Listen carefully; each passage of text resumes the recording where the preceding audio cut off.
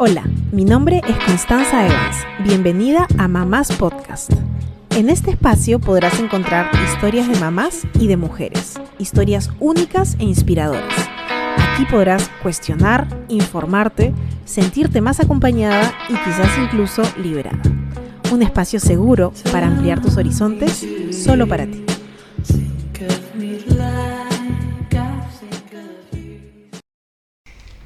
Hola a todas y bienvenidas a un nuevo episodio de Mamás. Hoy día estamos aquí con Eirelyn Gómez, que es sexóloga y orientadora de parejas, que nos va a ayudar a hablar de un tema que me han pedido muchísimo, que es no solamente la pareja y la sexualidad, sino también el deseo. ¿Qué pasa con nuestro deseo cuando nos volvemos mamás y papás también? Y bueno, bienvenida Eirelyn a este espacio. Muchas gracias por estar aquí. Muy agradecida por tu invitación y por hablar de este tema tan importante que sigue siendo tabú, pero sí, sé por experiencia, tantos años atendiendo personas, atendiendo parejas, que es algo que está muy presente en muchas parejas. Sí, y de hecho vamos a hablar de todo tipo de situaciones que suceden, ¿no? Porque no en todas las parejas baja el deseo, pero creo que es algo que sí sucede de forma frecuente y genera mucha angustia, ¿no? Porque todo el posparto, para empezar, es todo un terremoto, se empieza a redefinir toda tu vida y como que ese elemento que era tan importante a veces puedes sentir que falla también, ¿no? ¿Y qué hago? ¿A dónde vamos? Estamos a la deriva. Entonces estamos un poco para hablar de esas angustias, ¿no? Que aparecen. Antes quisiera pedirte, Eirelyn, porfa, que te presentes con tu nombre, tu edad, de dónde eres, de quién se compone tu familia y a qué te dedicas, que ya lo sabemos un poquito, pero... Me encanta, qué lindo que profundicemos un poquito en poder que las personas sepan de quién soy.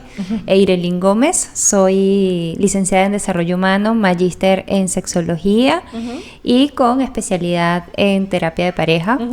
Tengo 34 años de edad, venezolana, viviendo en Perú desde hace 8 años. Llegué a Perú con 27 añitos. Wow.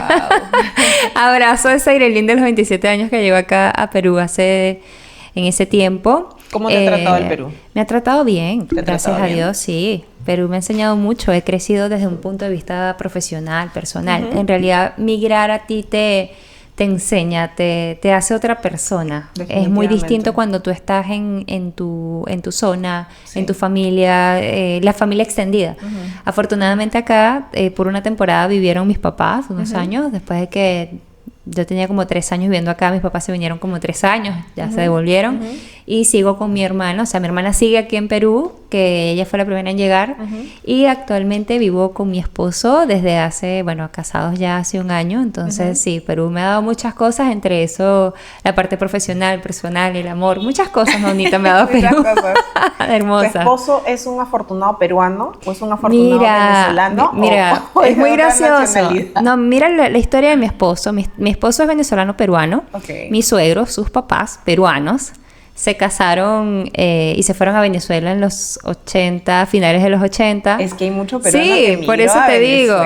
Claro. Mi esposo y mis cuñados, o sea, sus hermanos nacieron en Venezuela y toda la familia de mi esposo es peruana. O sea, la raíz de mi esposo es peruana, entonces abuelos, primos, tíos. Claro. Y es muy gracioso porque mi esposo creció en Venezuela, nació en Venezuela, pero creció comiendo peruano. Sus papás cocinaban peruanos, culturas peruanas. Claro, entonces él tiene acento venezolano, y cultura venezolana y al mismo tiempo cultura peruana. Él dice que él es venezolano-peruano, él dice que es medio, o dice a veces sí venezolano, medio peruano. O sea, en realidad yo lo veo a él muy mixto. O sea, mixto. Claro, por sus culturas, sus tradiciones. De hecho, en mi casa comemos arepa con ají de gallina. Y le gusta su arepita, pero él me dice que desde que está conmigo come más venezolano porque obviamente yo... O sea, mis costumbres siguen siendo muy venezolanas. Entonces, nuestro hogar es bastante mixto, con el corazón venezolano, pero con mucha gratitud a Perú. Amamos la comida peruana, hablamos, ¿sabes? Como que nuestro... De hecho, yo me siento muy exigente en cuanto a la comida. Yo viajé a Ecuador y como que, o sea, ya mi paladar está peruanizado. O sea, tú te has vuelto tan insoportables como somos los peruanos. Sí, exigente porque no, en Perú... Si tú dices exigente, yo digo insoportable. Los peruanos son bien exigentes con el paladar y yo ya entré en esa... en esa onda, porque claro, tantos años viviendo acá, claro. Pues, ya aparte uno lo hace y ya uno tiene sentido de pertenencia bastante con Perú. Claro. Bastante. Bueno, gracias por permitirme hablar un poquito de mi historia y de mis raíces. Sí, forma siempre parte de este espacio. Y de hecho ahorita vamos a hablar un poquito más de ti, porque quiero que me cuentes cómo llegaste tú a ser sexóloga y orientadora de parejas. Mira, eso fue, bueno, mi carrera de base, como lo dije, es el desarrollo humano, que es una carrera afín a la psicología social. Entonces, evidentemente, durante todo el pregrado, habían temas relacionados a la sexualidad, atendíamos a población vulnerable en cuanto al género, violencia de género, violencia sexual, vi materias de base como diversidad funcional o discapacidad y sexualidad. Claro. Entonces, estaba muy ligado a la atención para buscar, de hecho el desarrollo humano busca ampliar las oportunidades de las personas en la sociedad. Entonces, claro, estaba tan ligado, cuando terminé el pregrado, yo digo, yo quiero seguir profundizando estos temas y me gustaría dedicarme a la atención. Me gustó mucho el tema de sexualidad, investigué y tuve la oportunidad de hacer una maestría en sexología en Venezuela, en el Centro de Investigaciones Psiquiátricas, Psicológicas y Sexológicas de Venezuela. Entonces me apasioné, entré por un tema social, pero en el camino, pues estudiando esto, me empezó a apasionar mucho el tema de parejas. Claro. Entonces por eso es que digamos que mi norte ha sido más orientado al tema de parejas, al tema de sexualidad en adultos, aunque también evidentemente por mi formación tengo conocimientos en sexualidad en infancia, en la adolescencia, pero más bien he tenido la oportunidad de formar a padres o formar maestros para que tengan herramientas a la hora de atender la sexualidad de niños, niñas y adolescentes. Entonces, claro. Pero me he enfocado más en la parte adulta, la atención adulta. Interesante. Y si entramos un poquito a nuestro tema, ¿qué dirías tú que sucede? ¿Cuáles son los mayores cambios en las mujeres y en los hombres también, en las parejas? Es lo que hablamos en un segundo, cuando llega la mapaternidad. Ok, yo siempre soy muy respetuosa con el tema y lo digo antes, de hecho, cuando tuvimos la oportunidad de hablar de esto, digo, yo te puedo hablar desde la teoría, porque aún no soy mamá. Entonces, con mucho respeto. Pero pronto te daremos la bienvenida en nuestra comunidad. Amén, porque estamos buscando. Sí. Estoy segura que vas a ser una de nuestras mamás. Seguro. Pronto. Y bueno, sí, y cuando esté embarazada me dices, para ver de una vez, mira, es cierto que en el segundo trimestre... Mira, te cuento, hay muchos cambios que van desde lo biológico, hormonal. Empecemos con la mujer, que somos las que vivimos los cambios biológicos. Sí. Hay una avalancha hormonal de subidas y bajadas de hormonas que están directamente relacionadas con el deseo sexual. Sí. El primer trimestre, si hablamos del embarazo, el primer trimestre hay cambios ya. Primero, muchas mujeres presentan malestares propios del primer trimestre. Hay unas que no. Náuseas, cansancio, sueño. Y evidentemente ya el deseo pasa a un segundo plano. ¿Por qué? Porque el deseo también está muy relacionado a cómo tú te sientas. Si no te sientes dispuesta físicamente, probablemente tu mente no va a estar involucrada con el deseo. Y también, aunque casi no se habla de eso, el primer trimestre del embarazo tiene muchos miedos, porque es la parte más vulnerable del embarazo, por decirlo así. Miedo a la pérdida. A la pérdida. Sí. Entonces, miedo a perder. Entonces, no solamente mamá, muchas veces, sino hay hombres que se involucran tanto que a veces son ellos los que pierden el deseo y les da miedo que si les voy a hacer daño al bebé, entre otras cosas. Entonces, hay además recomendaciones a veces de ten cuidado, muévete con cuidado, sube la escalera con cuidado. Entonces, que una persona se te sube encima, o tú encima, la barriga, es correcto. Entonces tú empiezas a decir, oye, un ratito, si no me están dejando montar bicicleta, no me van a dejar cabalgar acá. Es así. Entonces, espero que mi familia no vea este episodio. Bueno, espero que no lo vean. También quiero aprovechar para hacer un paréntesis, que es que quiero hablar de la persona que gesta, ¿no? Exacto. Porque en verdad, y no necesariamente su pareja va a ser el papá, ¿no? Eso puede es muy ser importante. Una mamá, porque también es bien interesante, y yo sé que tenemos familias homoparentales en la comunidad, que los impactos en la persona que no gesta son parecidos a los que hablamos cuando hablamos del papá. De parejas heterosexuales, es que realmente es lo mismo. La persona, menos mal que hiciste esa aporte. La persona que no gesta y la persona que sí. Porque no están en la misma tónica ni desde un punto de vista hormonal. Pasó. Puedes estar con una mujer, pero la mujer no está viviendo esos cambios. Correcto. Viene el segundo semestre, que en algunos casos del segundo trimestre del embarazo, en muchos casos ya hay más seguridad, es lo que te digo, ya me siento más tranquila, más segura, los cambios, ya ahí, digamos, no te sientes tan mal como en el primer trimestre, entonces allí probablemente pudiera haber un aumento del deseo, como que te vas adaptando más, y llegamos al tercer trimestre, que es el más cansado, inflamación, o sea... Entonces, y sin hablar del tamaño mismo de la barriga. De la barriga. Que es un tema. Correcto. ¿No? Entonces, de que puedes tener relaciones... ¿Tú le recomiendas a las parejas hacer pruebas con una sandía o con algo así antes de tener un embarazo? Porque es una cosa que... No es algo que he pensado ni he recomendado, pero yo lo que digo es que una pareja, vamos a hablar de una persona que esté en pareja y esté gestando. La pareja de esa persona gestante debe tener en cuenta de que hay un cambio, de que ya no necesariamente todo va a girar en torno a la pareja, sino en torno a la vida que se está gestando en ese momento. Entonces, no quiere decir que la pareja va a pasar a un segundo plano. De hecho, también hay que aprender formas de relacionarse más allá de lo meramente sexual y más allá de lo coital, que ojo, no quiere decir que no puedas tener relaciones. Hay personas, mujeres gestantes, que tienen deseo durante todo el embarazo y pueden tener, y no está contraindicado porque su embarazo va todo muy bien y el médico le dice puedes tener relaciones sexuales y esto te va a beneficiar de principio a fin y es válido. Recordar que cada persona es totalmente distinta. Pero de que hay un cambio, hay un cambio. Y si hablamos del posparto, yo diría que es mucho más difícil el posparto, porque no solamente es el tema hormonal propio también del posparto, que hay aumento de la prolactina. Cuando hay aumento de la prolactina, generalmente hay disminución del deseo, pero esa hormona es la encargada de que nos ayuda a adaptar, entre otras cosas. Ahora estás lidiando con un cuerpo que no era el mismo que te pertenecía físicamente hablando antes de gestar.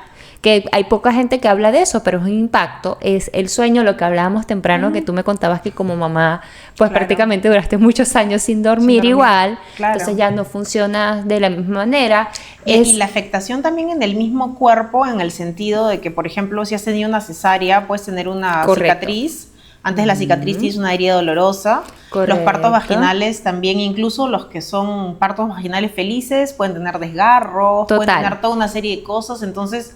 El área misma puede estar afectada. Correcto. Y muy aparte, como dices tú, las hormonas, el sueño. Y hay una cosa que creo que me van a decir que sí todas las mujeres madres que nos escuchan, que es que cuando tú das a luz, y no semanas ni meses, sino años, tu foco es el bebé. Es que te interesa tu bebé y creo que está programado biológicamente. Que no quiere decir que no hayan mujeres que tienen deseo. No digo, sino... Simplemente hay una tendencia grande a que tu enfoque para proteger sea tu bebé. Y hay mujeres que ya, ni siquiera hablando sexualmente, sino en general, no les interesa. Su pareja pasa a un segundo plano. No, y no nada más la pareja. O sea, te lo digo porque yo tengo amigas que actualmente son mamás de bebés. Y es como que no te importa, no es nada más tu pareja, es que ni tus amistades, nada. De hecho, ahorita que tengo mis amigas más cercanas, ahorita son mamás, y es como que yo me convertí en visitar a sus bebés, no a ellas. O sea, ya yo visito a mis amigas es para ver a sus bebés y el 80% de la conversación va en función de los cambios del bebé, y es normal, es una etapa de la vida en la cual he escuchado mucho, y me imagino que tú has entrevistado a varias personas de mujeres que se han convertido en mamás y a veces se han sentido solas porque a veces el mismo entorno de amigas que no son mamás no entienden eso, y en vez de ser parte es como que no, me voy porque esta mujer lo único que hace es hablar del niño, o es como que no entienden, no eres mamá, entonces no entiendes la dinámica propia de lo que... Claro, o sea, tú tienes... Y nuevamente, no estoy diciendo que todas sean igualitas, pero hay una tendencia a querer enfocarte en tu bebé, hablar de tu bebé. Otra cosa que también hablamos muchísimo acá, en términos de cuidado posparto de las mujeres y durante el puerperio, es también que la mamá necesita acompañamiento. Correcto. No solo el bebé.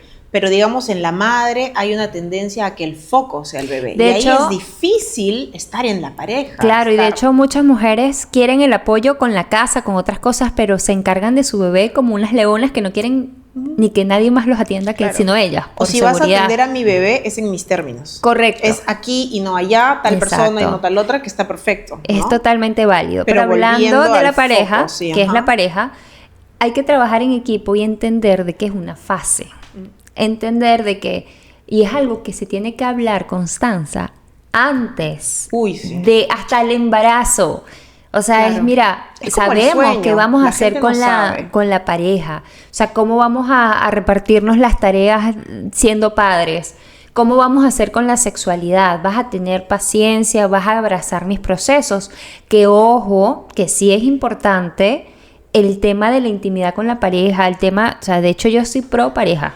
Aún no siendo mamá, soy pro pareja y digo que, ok, está bien, pero también es un tema de hacerlo consciente de cómo busco espacios de calidad, si sea 1 hora a la semana para estar con mi pareja, donde empecemos a hacer hábitos de dormir, de hacer la siesta o dormir temprano a nuestro bebé, hacer todo como equipo para que tengamos 1 hora a la semana para los dos, para abrazarnos, para llorar, para besarnos apasionadamente, para tocarnos o hacer algo en pro de los dos, porque las cosas, Constanza, ahí lo digo desde un punto de vista profesional, si no se priorizan, no se dan. Si bien es cierto, hay que dedicarse o sea, la vida naturalmente es al bebé, hay un momento llega un momento en que la pareja debe sentarse y decir, mira, estamos nosotros dos, sabemos que no vamos a tener la misma disposición que antes, quizás la frecuencia del deseo ha bajado o va a bajar o está bajando, es natural, pero vamos a ver cómo nos vamos recuperando progresivamente. Y entre más rápido, sin presión, ojo, cuando digo rápido no quiero decir tiempo, no quiero decir que al mes, que a los 2 meses, que a los 5 meses, pero entre más rápido comiencen progresivamente a juntarse como pareja, no necesariamente de lo sexual, pero sí tratando, aunque sea desde lo erótico, desde el beso apasionado, desde un masajito, desde algo que los vincule sexualmente. Lo que pasa es que cuando hablamos de sexualidad en pareja, pensamos directamente en el contacto genital. Claro. Pero el sexo es más allá que eso. Y me parece que hay 2 cosas importantes que tú has dicho, que son, una, hablando de encontrar espacios de pareja. No estamos hablando de encontrar espacios que voy a ir a tener sexo. Exacto, porque es que... 1, encontrar espacio de pareja, y 2, dijiste en equipo. Correcto. Porque y creo que lo vamos a hablar en un ratito porque me parece que es un temón, pero todos los cuidados del bebé y la crianza y la casa tiene que verse en equipo. Porque si tú eso lo ves en equipo, después en la pareja puede ser un equipo. Porque si tú tienes una mujer que está sola, ¿no?, en sus labores de cuidado del bebé, domésticas, de crianza, y por otro lado, y después le dicen hay que ser equipo para el sexo, claro, pues no va a funcionar. Así es. ¿No? Pero dejémoslo porque creo que es un temón para en un ratito.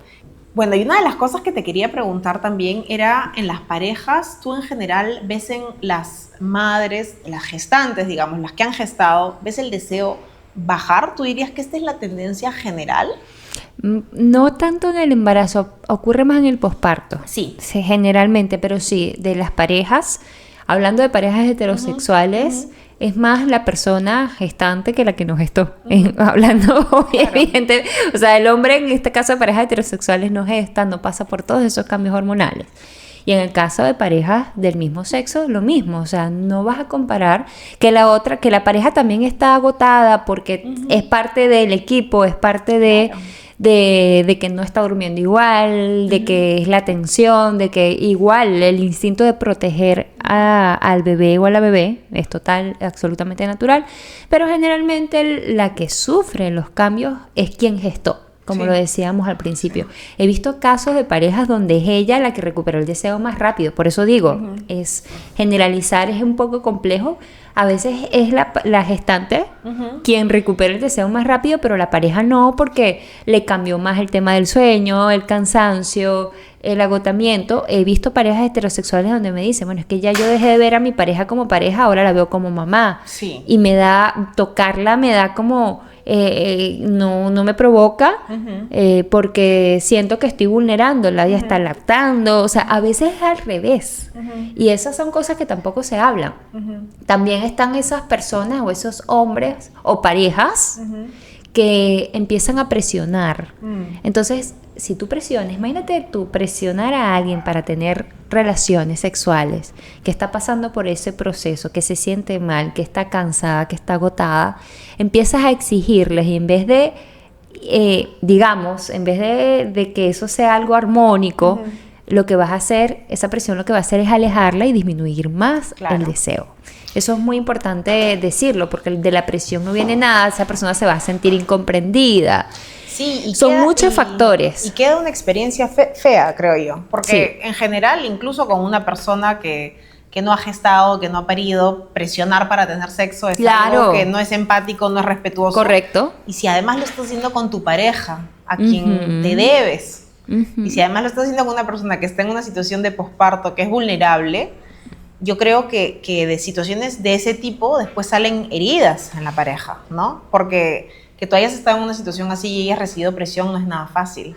Entonces, yo creo que eso incluso se va a tener que resolver más adelante, ¿no? No solamente no va a funcionar la sexualidad haciendo eso, sino que va a crear un pasivo, ¿no? Que esa pareja tiene. Yo recomendaría la pareja conversar, o sea, sin juzgar, desde la empatía, ¿sí? Decir, mira, yo estoy deseándote, quiero volver a recuperar mi vida sexual, entendemos que estamos en un proceso, cuando te sientas preparada, pues vamos a intentarlo, o sea, por lo menos hablarlo de esa manera, sin presión, o cuando tengas algún momento ganas, o qué puedo hacer yo para contribuir en que tú te sientas mejor, para ver si tu deseo comienza a despertar. Eso es una buena conversación, preguntarle a tu pareja sus necesidades. A lo mejor tu pareja te va a decir, mira, yo necesito que también te hagas cargo de tales cosas, o que yo no te tenga que estar pidiendo que hagas algo cuando ya te corresponde. Claro. O si yo durmiera en la noche. Si yo durmiera, si nos turnáramos en la noche, o que tú trates de llegar un poco más temprano del trabajo para que me dé tiempo a mí de darme un baño de calidad.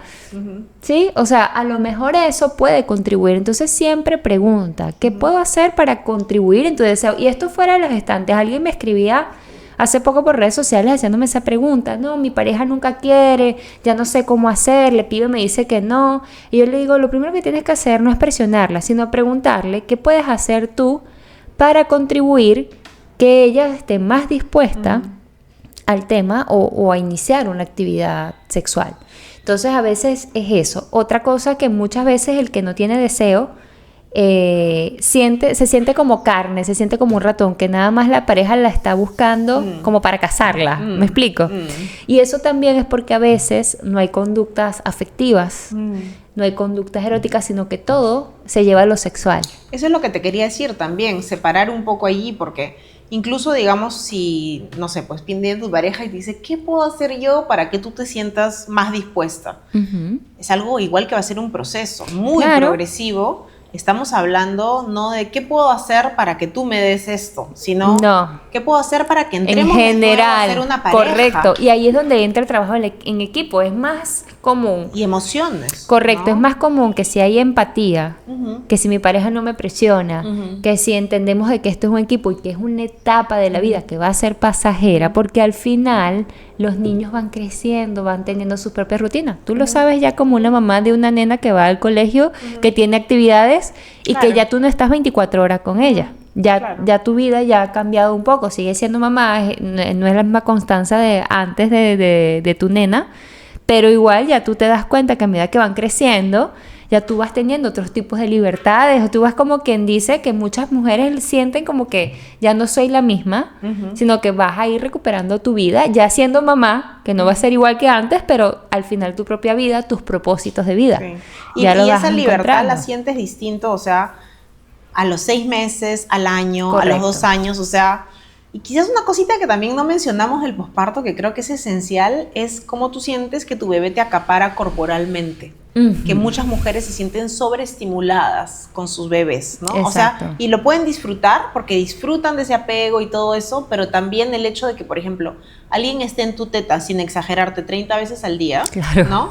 O de que alguien te despierte en la noche, o que alguien incluso llore, y el estímulo auditivo o el cargar todo el tiempo, y no es algo de bebito, o sea, muchas mamás te van a decir, cuando mi hijo entró a la edad de las pataletas a los 2 años, quería estar encima, literalmente encima mío todo el día, ¿no? Correcto. O en la noche, dormir encima mío. Entonces, incluso si hay otros cuidadores implicados, si tienes una pareja que funciona bien y todo, eso también siento que puede ser un desafío, ¿sabes? Como la cantidad de estimulación física que supone tener un niño de menos de 3 años. ¿no? Correcto. Es creo que algo que también lo sentimos fuerte las mamás, incluso cuando hay parejas involucradas. Claro, correcto, porque es que al final el bebé quiere a mamá por naturaleza y puede tener a sus 2 cuidadores, 3 cuidadores, puede tener a la nana, puede tener una abuela involucrada, puede tener a papá, puede tener a mamá, pero generalmente su lugar seguro es mamá.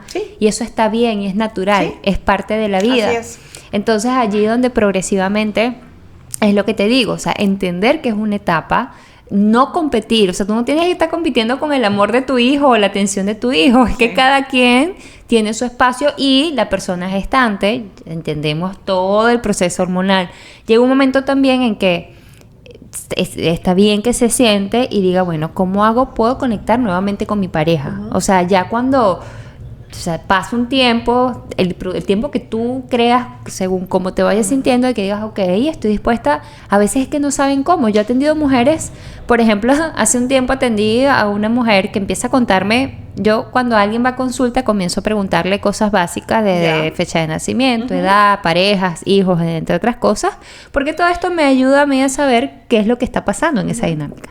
Entonces cuando me dicen, no, es que tengo una bebita de 2 meses, y yo, ok, sí, y no tengo deseo, y ya me estoy preocupando, y yo le digo, oye, tienes una bebita de 2 meses, es natural que tu deseo no esté, porque tienes las hormonas alteradas, por decirlo de alguna manera, como lo expliqué, la prolactina, entre otros. Ahora, tú quieres, en el caso de ella, de este caso particular, era que no es que el esposo la estaba presionando, es que ella quería. Claro, se frustraba. O sea, se frustraba porque no tenía deseo, pero ella quería tener relaciones. Es un tema, es como cuando quiero pero no puedo. Claro. ¿Sabes? Es distinto. Le di unas indicaciones de que, bueno, en caso tal, hay formas de conectarte con el deseo porque hay una diferencia. Ella tenía disposición, aunque no tenía deseo. Entonces, en este caso, con ella pudimos trabajar el deseo responsivo, que es que quizás ese deseo intuitivo que tenías antes de ser mamá no está presente, pero tienes la disposición. Entonces, comienzas a jugar con tu pareja desde el erotismo, comienzas contigo misma en tu tiempo libre en conectarte con esa parte, imaginar cosas, lectura erótica, autoexplorarte, y tu deseo progresivamente puede aparecer. Pero fíjate esa diferencia, hay de todo, hay desde quiero, pero el deseo no está aunque tenga la disposición. Eso me parece interesante, la diferencia entre disposición y deseo. Eso. ¿no? Y a veces las mujeres, creo que muchas mujeres sienten, no tengo disposición y tampoco tengo deseo, ¿no? Exacto. Y bueno, ahí yo también diría que hay una cuestión en la que tú puedes... yo creo que está súper bien que las parejas traten de tener mucha comunicación, mucha empatía, que aborden esto como equipo, como un proyecto, algo que va a pasar, que disfruten del momento también con el bebé. Claro, y que vuelve. Es único, por Dios. Es único y no vuelve. Hay parejas que van a tener un hijo. Entonces tienes que disfrutarlo. Y también tienes que respetar tus propios tiempos al mismo tiempo, ¿no? Claro, respetar tus propios tiempos e identificar. ¿Qué es lo que...? Mira, es que... y traigo anécdota a otras parejas que he atendido donde ella tiene la disposición, no tiene mucho deseo, pero tiene la disposición, pero es su pareja quien no quiere y no lo prioriza. Entonces atiende a la pareja y dice, es que estoy cansado, es que todo es todo lo que también, como le digo, cómo lo viven las parejas. Siempre nos enfocamos, evidentemente, en la mamá, porque es la que más se lleva, o sea, desde un punto de vista hormonal, pero a veces hay parejas que dicen, mira, estoy agotado, o sea, no duermo, llego a casa de mi trabajo y es atender al bebé, nos acostamos y en la madrugada yo también me levanto para que mi esposa duerma, yo lo que quiero un tiempo libre es dormir, o sea, a mí se me desapareció el deseo y no es porque no ame a mi esposa, o sea, he visto de todo, por eso es que es un choque para todos, hasta las mascotas. Me da risa que he visto videos donde las mascotas todas trasnochadas, la cara, ¿lo has visto? O sea, los perritos así como, por favor, es que es un cambio para toda la familia. Yo recuerdo que hace muchos años yo salí con un chico que él vivía con su hermana y su hermana acababa de dar a luz y era un chico con el cual estaba saliendo y era... O sea, el pobre muchacho a las 9 de la noche estábamos conversando, ya tenía sueño, se estaba durmiendo. Y era que en su casa había un bebé recién nacido. Claro, afectaba a toda Entonces la familia, le afectaba hasta a él, que no era el padre de la criatura. Claro. Es que sí, pues. Porque ayudaba, se involucraba con la hermana, con el cuñado y eso. O sea, era como que se convirtió en una especie también de cuidado como parte. Y me daba mucha gracia porque ese chico... se vivía agotado como que si él fuese el papá de la criatura. Entonces, por eso te estoy diciendo que al final termina afectando a toda la familia. Toda la dinámica familiar. Toda la dinámica familiar, exacto. Y muchas veces creo que también sucede que muchos hombres pueden perder el deseo o el deseo se ve modificado y es algo que se aborda menos por este estereotipo social que hay respecto del hombre. Entonces, la sociedad tiende a ocultar que esto puede estar pasando cuando en realidad sí puede suceder en bastantes parejas. Claro. Ahora, una cosa que yo te quería preguntar también es cómo después las parejas pueden ir caminando de forma lenta y respetuosa hacia reencontrarse, ¿no? Primero como pareja, porque creo que realmente decirte, oye, te voy a invitar a un restaurante para que después tengamos sexo, es como lo peor que puedes hacer. No, claro. Porque no es un canje, ¿no? Exacto. Y eso muchas, no voy a decir hombres, voy a decir muchas parejas no gestantes no entienden eso, ¿no? Que no puedes estar así canjeando. No, hay no un se acercamiento trata. emocional y también has mencionado varias veces una palabra que me parece importante que es lo erótico, ¿no? Correcto. Lo emocional y lo erótico. ¿Puedes decirnos un poquito cómo la pareja puede ir progresivamente entrando de nuevo?